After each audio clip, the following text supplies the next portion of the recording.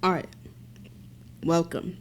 Welcome back to For the First Time podcast. Today, we are doing a first time ever, which, hey, if you're still new here, I say this every time, but there's three different structure planes to this podcast, or three different episode types, I should say. The first being for the first time, or first time, and those are movies that I'm personally seeing for the first time that are older, that, and old by any definition. I'm not saying, you know what I mean, older, right? Not old, but older, whatever.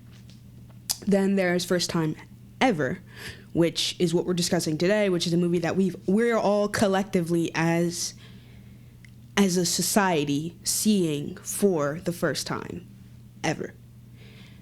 Then lastly, we have for the first time in a while, which where I watch stuff that I've already seen personally, but, you know, it's been a while. It's been a couple years. I'm 20-something. Let's say it's been 10 years. I haven't seen it since I was 10 years old, like High School Musical or something like that. Just something that, you know, it's been a while. Does it still truly, you know?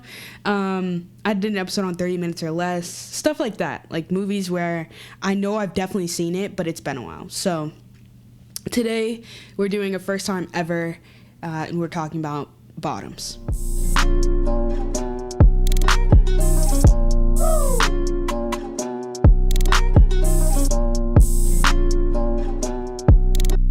Not those Bottoms, but Bottoms, the movie. So this is a movie that just came out, actually premiered in theaters, I believe, Friday. So literally, I was so... I just had to see it. I was so had to see it. So this is my review, and this is what I thought. But I've got, of course, my classic structure over here. This is my first time I've set up. As you can see, the microphone is floating. I'm not holding it because I just think it gets so freaking annoying to hear the microphone when I play it back. So I know you guys are definitely annoyed. This is my room. Please respect that and know that, you know, it'll come in a different orientation every time, but it'll be in this vague setup, and it probably sounds a whole lot better than me holding onto the microphone for dear life. So, everybody clap. I finally figured it out. I figured out how to do a QuickTime movie. I figured out how to put the microphone on the microphone stand. Oh my God, she's a podcaster.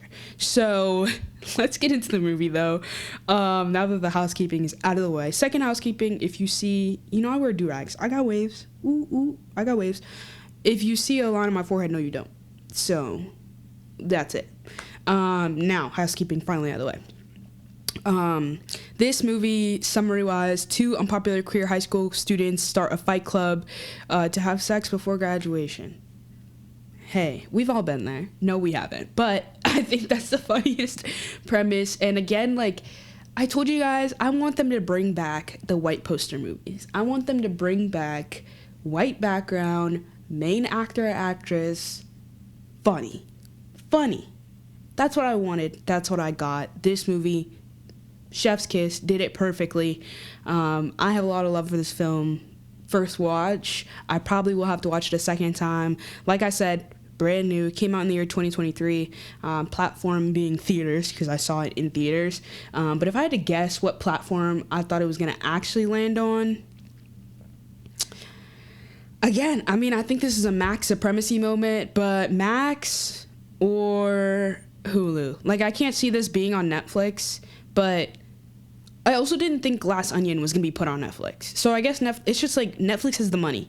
And so if this film does as good as I think it will, like at least as good as I hope it will, then it might end up on Netflix. But if it doesn't, I definitely could see Max buying this up. Queer icons over there, honestly. So I hope that I just get to watch it and binge it and all again and again and again, because I want to see it again, but I don't want to pay, no offense, Alamo Theaters. I paid $21 for 2 tickets. $21. $31? I paid $31 for 2 tickets. $16.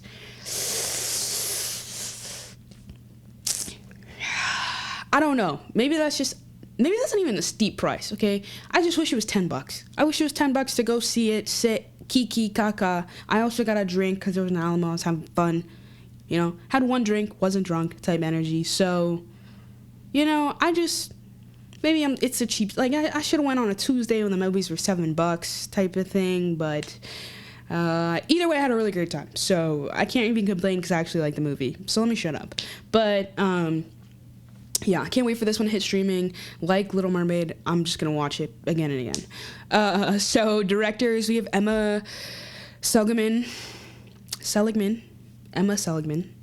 Again, for anybody, especially this movie, if I mispronounce your name, I need to do more research. But if I mispronounce your name, I'm so sorry. I don't mean it. Okay? I love this movie. I love you guys. You guys did a great job. Emma Seligman, known for Shiva Boy, also starring the star of this movie, Rachel Sennott, and then Void. This is kind of like her thing. She acted up in this movie. This is the beginning of her stardom, in my opinion. But yeah, director and writer Emma Seligman, Jesus, and Rachel Sennott, also a co-writer, also a co-star. So Rachel Sennott, you may recognize from Bodies. And also, she did, in 2020, a Comedy Central TV series with Ayo. It was only 3 episodes, so these two aren't, like, new to each other. They're not new to this, they're true to this. They're actually low-key. They might actually high-key be friends in real life. They post on TikTok a lot, so this is kind of expected out of them, almost. And then another ABC miniseries, Call Your Mom. So Rachel has her hand in a couple things. She's doing her due. I liked her. I did. She was cool.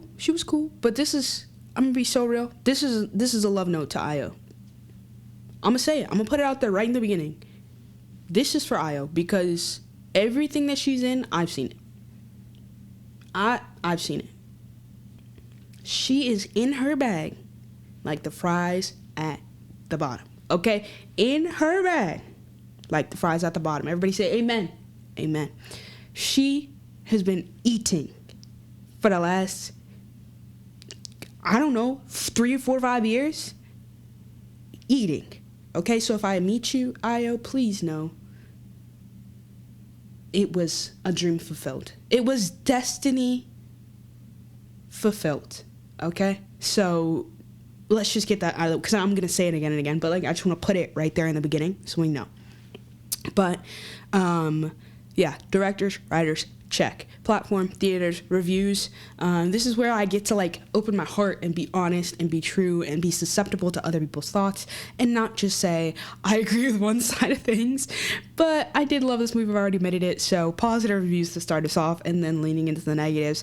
Positive, we have Chris Hewitt says, yes, Bottoms is well worth seeing, and yes, it is the funniest movie of this year.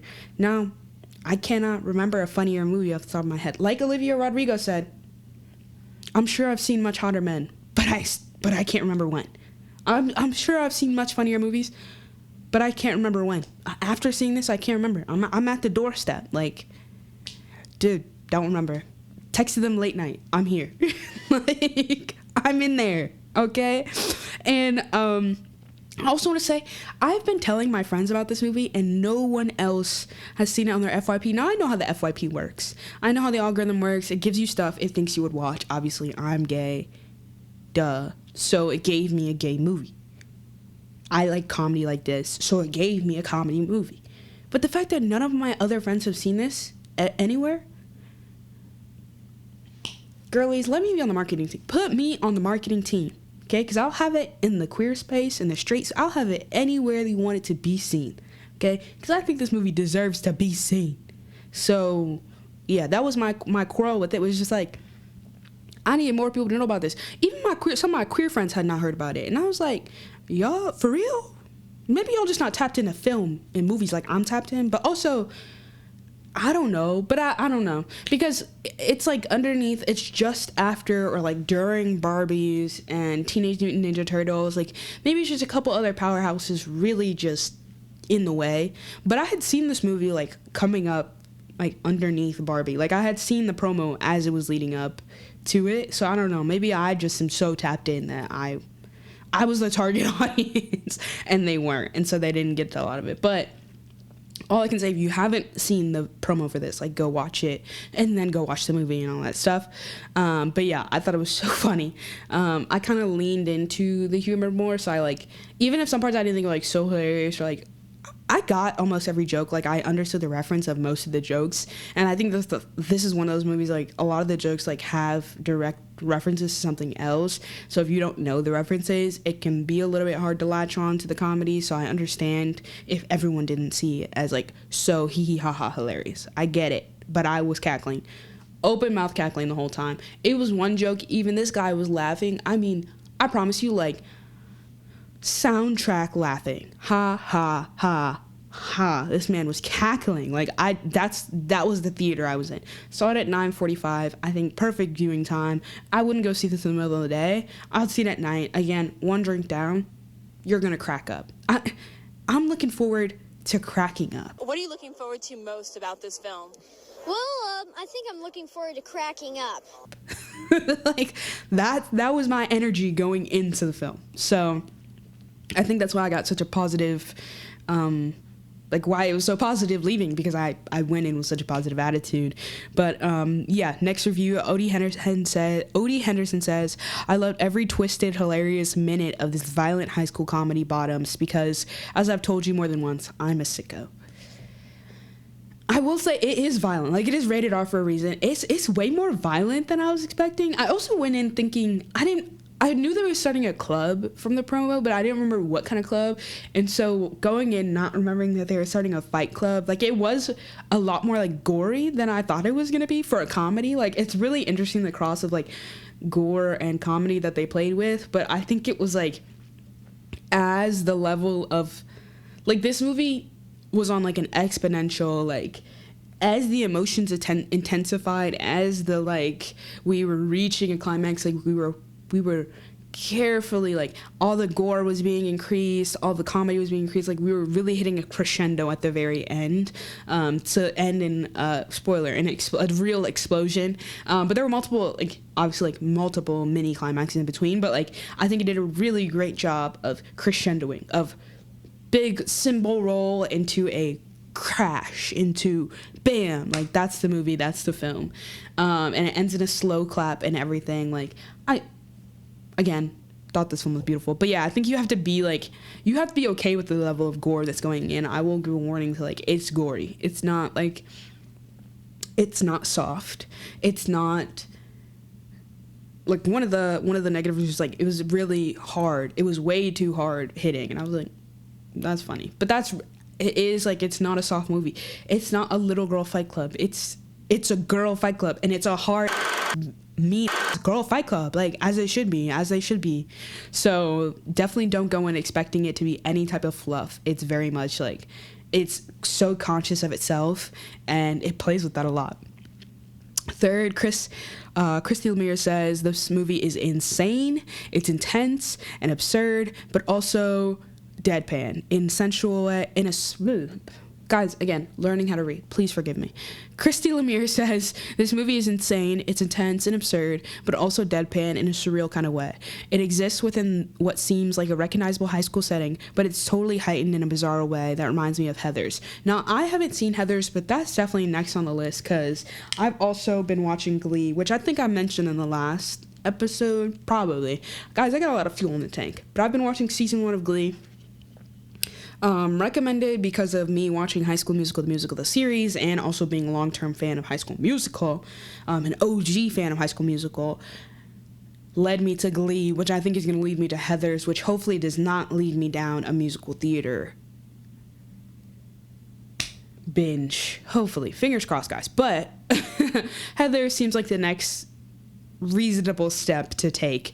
So I haven't seen that, so I can't say, like, I know what she's talking about, but I definitely agree with heightened, bizarro. Like, those are perfect words to describe. Like, it's high school, except everything weird about high school, like, heightened, like, turned up to the max. And again, whoever the casting director was, 8. I love a perfect cast. I love a perfect cast. This was a perfect Chef's Kiss cast. So I'm gonna get quickly through these negative reviews just to get into the characters, because I like really want to spend a lot of time there. But the negative reviews, like I said, opening my heart, opening my mind, being honest with you guys, it's not for everybody, and I think the negative reviews really reflect that. So Johnny Olinsky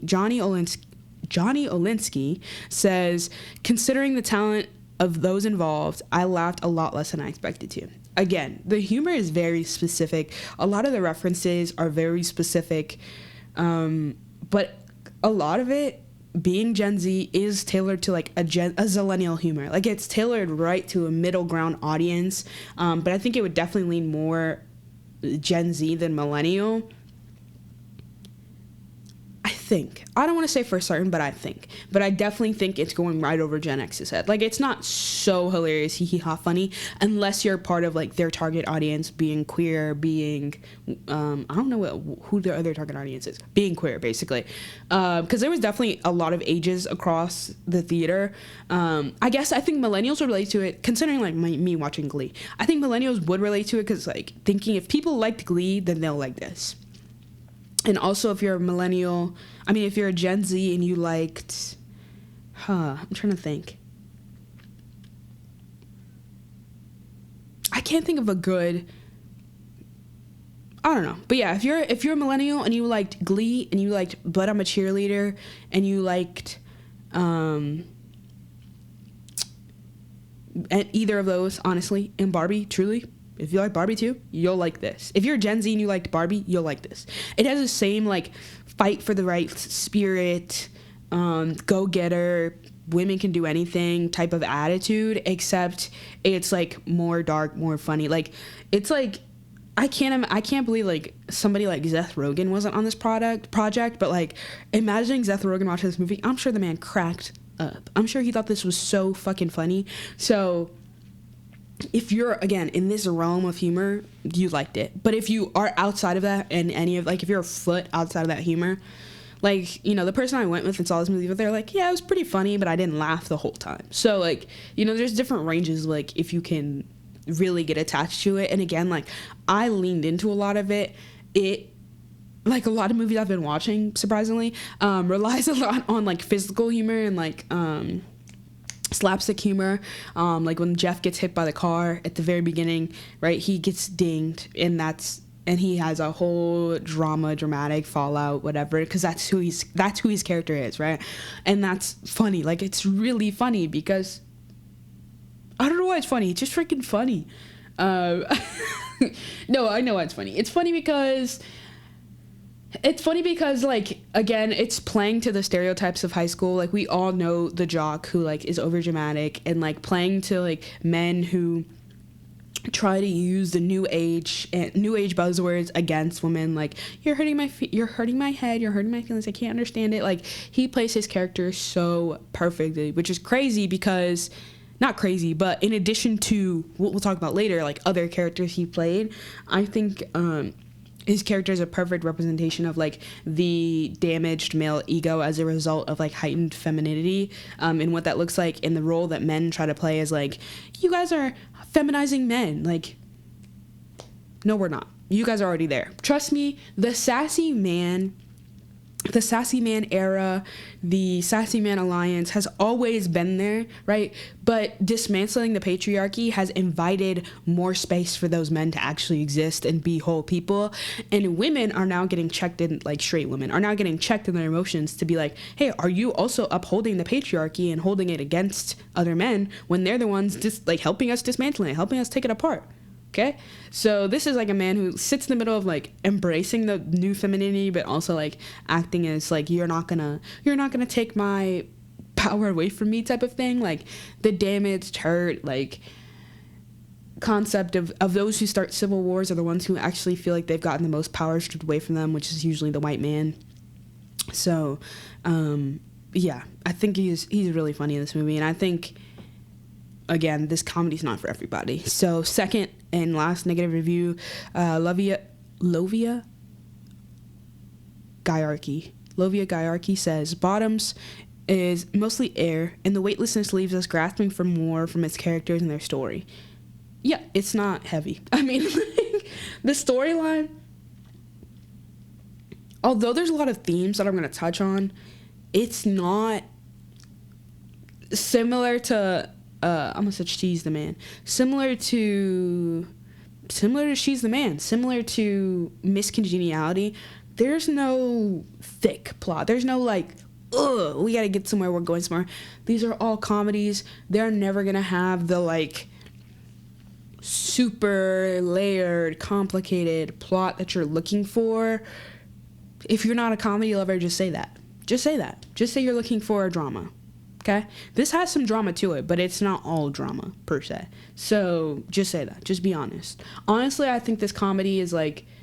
Okay, if you're Gen Z and you liked Love, Simon and or the Love, Simon spinoff with Old Boy, who's become a sex symbol somehow, you'll like this. I think so. Or if you like... Yeah, you'll like this. In my opinion, these are all things that I like, so I'm just saying the things that I like. I'm being the Netflix algorithm for you. If you like this, you also like this. The people who watch this, they also watch this. This is a lot of words and a lot of different ideas, but to put it all together, it's a specific type of comedy. It's a specific actor set.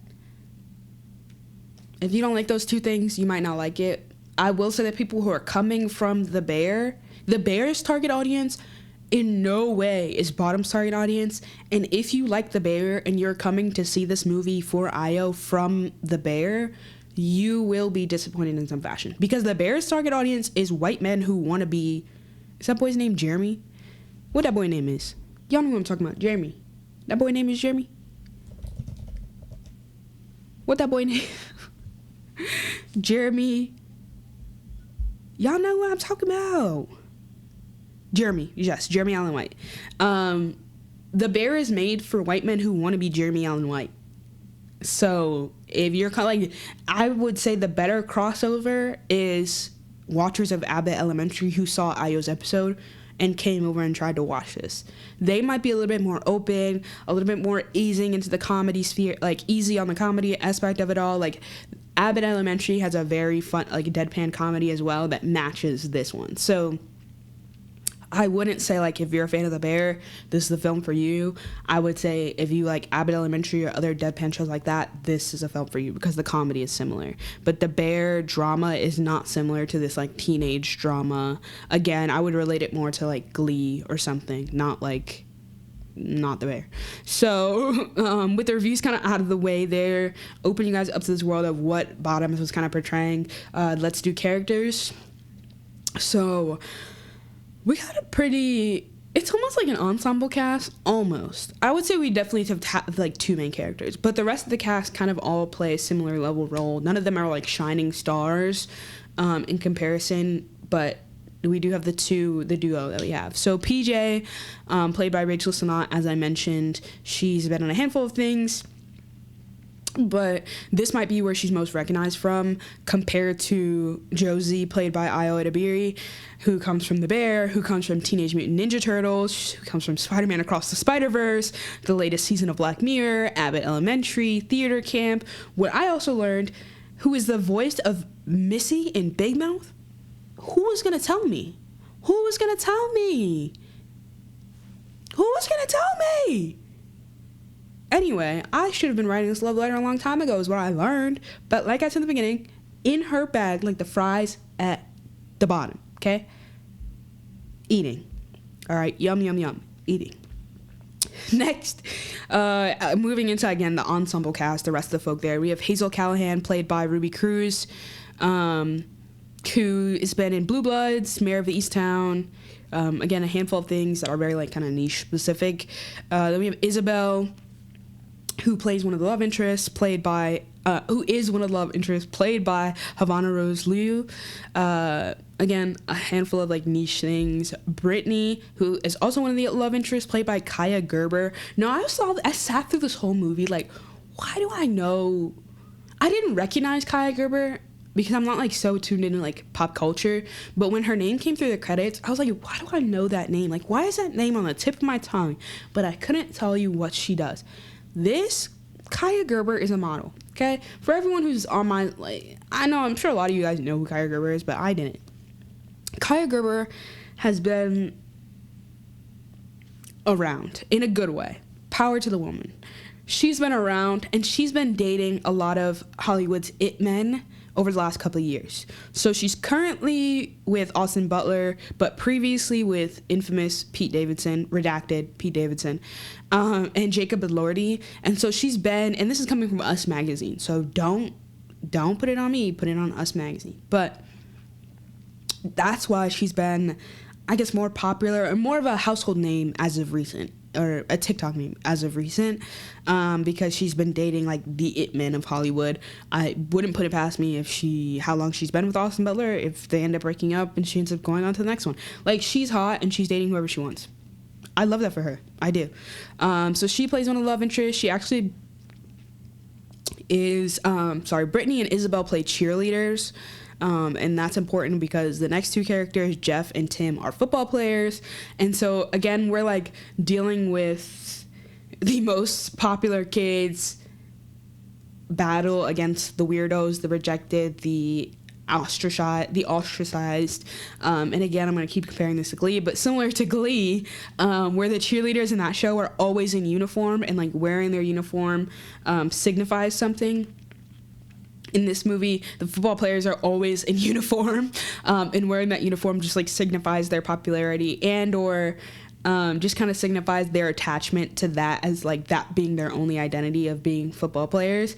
And so the movie, again, about high school stereotypes, but, like, how in high school we pick a lane and then, like, make that lane our entire identity. Like, that's who we are. This movie is clearly just, it like, plays up to a lot of that in the same way that Glee used the cheerleaders' uniforms to be like, that's all they are. They're cheerleaders. They don't have other outfits. They don't wear anything else. They wear that because they're cheerleaders. You will never forget, because you're always going to see them in their cheerleader uniform.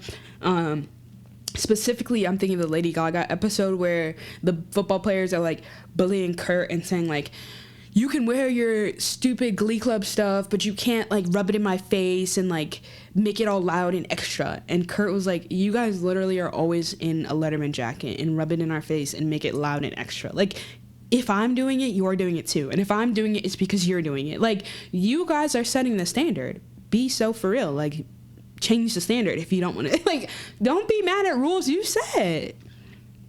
Don't be mad at expectations you set. I feel like that is the epitome of life right now for a lot of people, for dating, for modern age dating, for modern age communication, for everything. Don't be mad at expectations you set and the way that they show up in different social spheres, okay? Be so for real, okay? But yeah, so Jeff, played by Nicholas Galestine, and then Tim, played by Miles Flower. Now, Nicholas Galestine also in his bag, like the fries at the bottom, okay? He's in Red, White, and Blue as Prince Henry, Purple Hearts, Cinderella, playing Prince Robert, the new one, starring, redacted, Camila Cabello. This man has been on a rampage, if there's no better word. If you ask me, he's been on a rampage, like Io. They've been eating, actually devouring roles, one by one after another, and this one's no different. He eats. He plays his character up, okay? But I do want to see, because I watched The Bear too, and not everyone, but there's a lot of turmoil back and forth between viewers about whether or not Jeremy Allen White's character and Io need to fall in love in The Bear, because it just doesn't make sense. Like, it doesn't add anything to the story, in my opinion. I haven't finished the season. Let me be real. I haven't finished season 2. I'm on episode, 5 or something. But them falling in love is not going to do anything for the story. It's going to do something for the audience. And so now I think especially we're seeing a lot of, streaming, straight to streaming shows written for the story. They're not necessarily written for you. They're written to tell something, like Black Mirror. They're written to depict something and to have a greater message. And so I want to see Io get her flowers and be able to be in a love story. I think she deserves at this point, because if Tim can, she can. Okay? Personal preference. Not Tim. Jeff. Nicholas. If necklace? What accent is that? If necklace? If Nicholas can, Io can. If the white man can, she can too. But yeah, I think at this point for me, she deserves. High key offense, she deserves. So make it happen, Hollywood.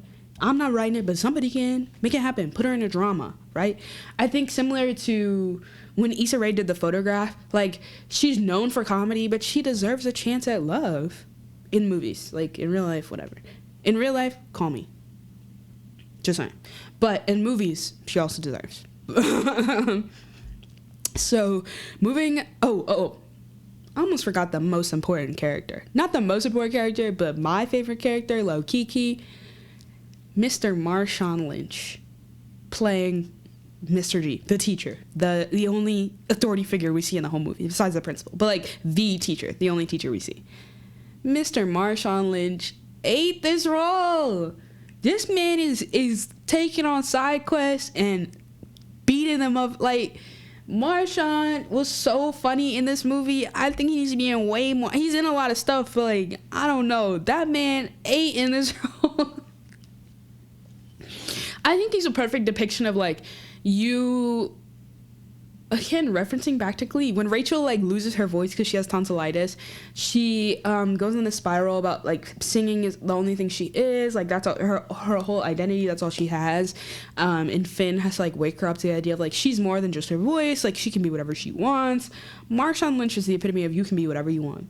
Once you get money and time, you can do whatever you want with your life, bro. And he is eating. He's doing whatever he wants, and he's eating that. I loved him in this movie. I thought he did exactly what he needed to do. I thought he came in exactly where he needed to come in. He, especially in the first meeting that he literally like, so you don't have to come. And he was like, you know, I'm going through a divorce. And he ends up coming and watches them punch each other in the face. And he's like, no, we're not doing this. But ends up being the biggest supporter. And again, at the very end, when he's like, I was such a great ally for you guys, and you took advantage of it. He was like, I was the biggest ally, and you took advantage of me. Like, I don't think anyone else could have eaten in this role like Marshawn ate. They gave him the script. He said, yeah, I don't need this. I don't need this menu. No, I don't. I already know just what he ate. Okay? He already knew what he wanted. He wanted to play, I don't know. I don't even know if that's him playing himself, but I loved every second of it. But yeah, last character, Mr. Marshawn Lynch playing Mr. G. Rolling on over into themes. I gotta start with the one thing that I vaguely have strife with, and I think it's an epidemic in Hollywood right now. High schoolers being played by 30-year-olds. I love all the characters, I love all the actors, whatever, but they are 27, 28, 26, whatever, playing high schoolers. Guys, it's not a real it's not giving reality. Like,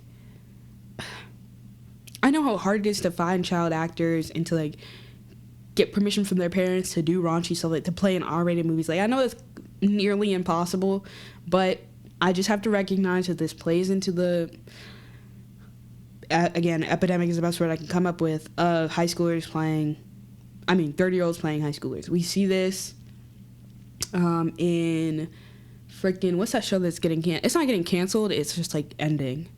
Or it's ended. Girl, y'all know what show I'm talking about. The show with, based on the comic book. Y'all know what show I'm talking about. What that boy name is? Jigsaw? Nah. Junebug? Dude. Netflix, queer. Okay, no, I'm gonna do it. Okay. Y'all know. I'm not even gonna tell you guys how I am gonna tell you, I reveal how I found this show, but just hold on.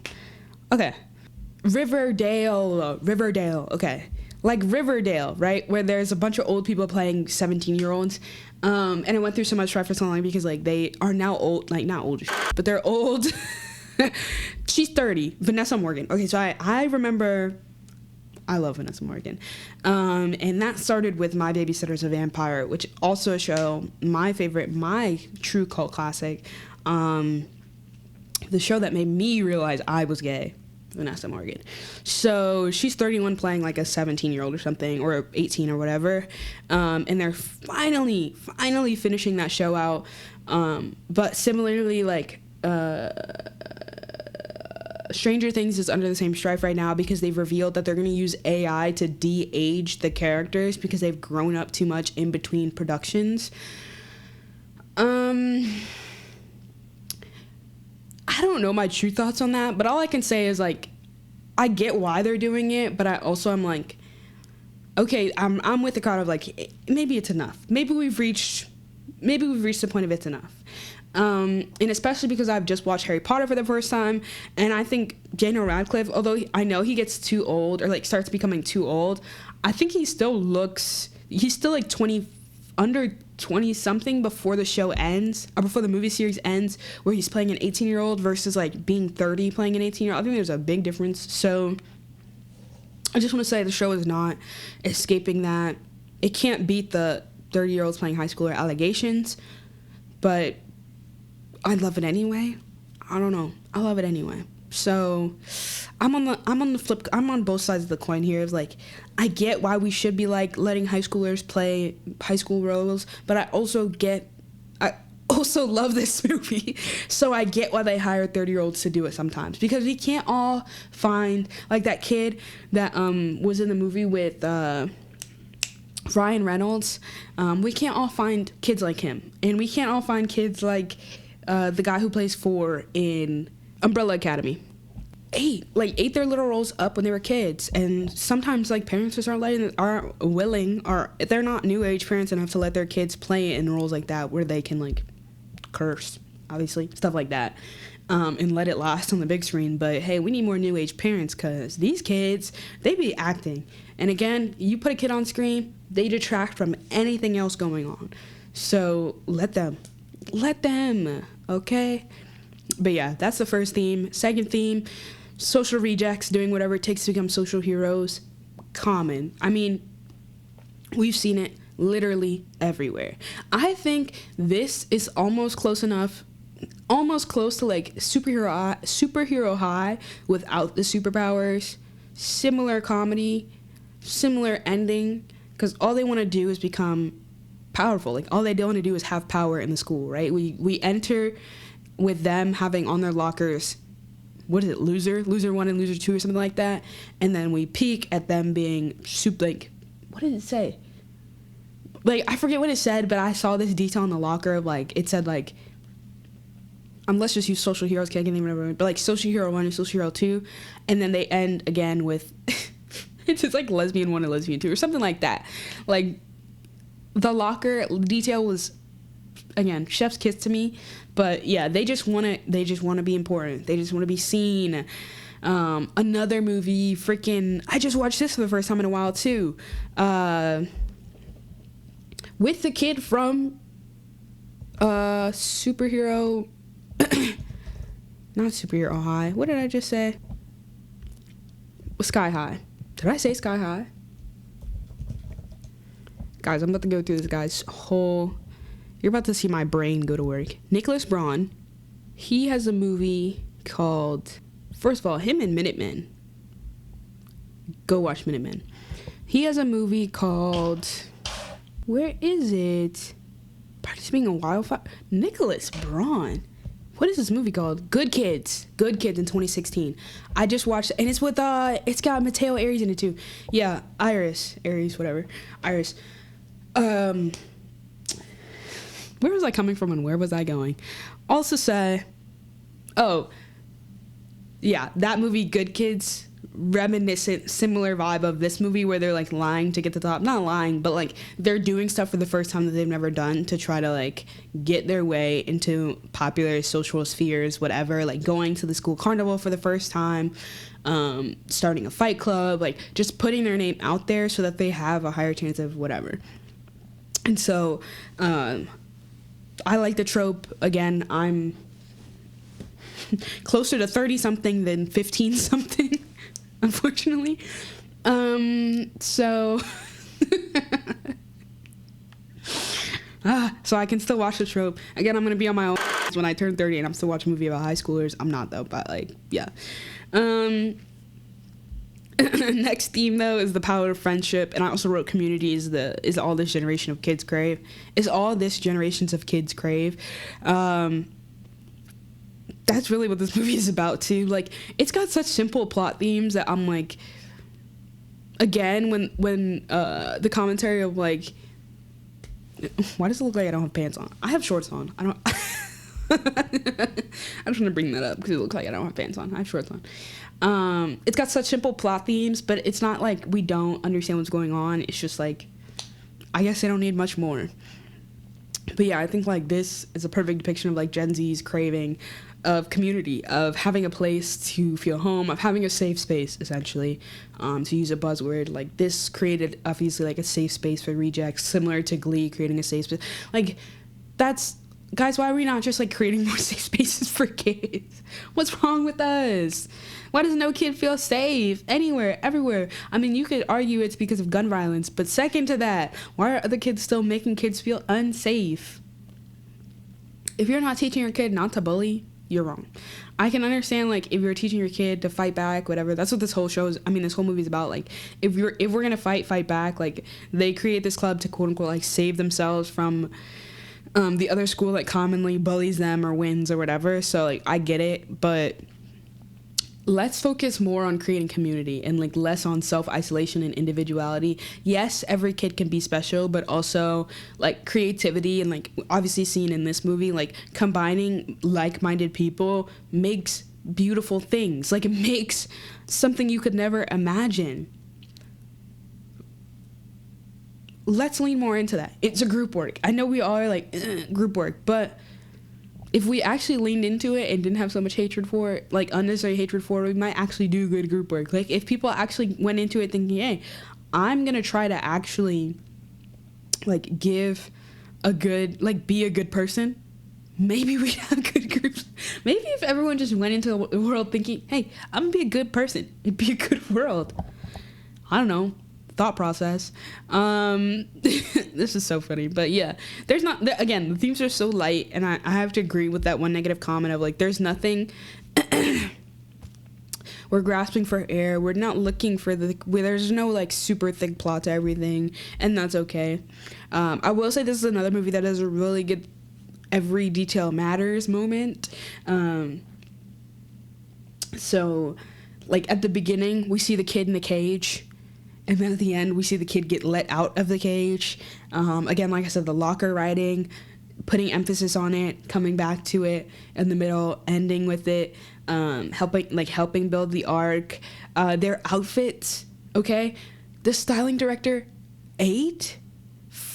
Styling director, the stylist, 8? Okay? Because they did what I really don't ever, not what I don't ever really see, but what I've never really paid attention to before is that their outfits over, like, this is only, and also the drama of it all, because this is like a month's time. It's like maybe 2 or 3 weeks, and they're acting like it's like been 3 years, but that's high school too. Like, you're in that drama of like every day feels like the longest day of your life. Any school moment, like being back in school, every day feels like the longest day in the universe.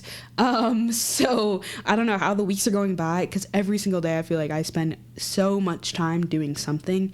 But yeah, their outfits, they don't try to do a new outfit every day, every scene, and they do a really good job of like using or like making these characters like high schoolers, of like, you have one statement piece you're probably really attached to that you wear more than a couple times because you own a washer, of course, but you're styling it a little bit differently with a little bit of a different shirt, and depicting that these high schoolers don't have money to buy new clothes all the time, but they're making the most of the clothes they have. Like, these green jeans, I'm gonna put in a picture, these green pattern jeans, I wanted to steal so bad. The 2 looks that they put together with these jeans that I like remember, ooh, they were so good. So just like stuff like that, where they, again, they're going into gross detail to depict true high schoolers and true experience. Guys, I love this movie. What can I say? But yeah, kind of like I mentioned at the beginning, last thing I wrote here is just like level of violence matches the emotional intensity of what's going on. So like as we're escalating, we move on from just like them pushing, shoving, punching each other in the face to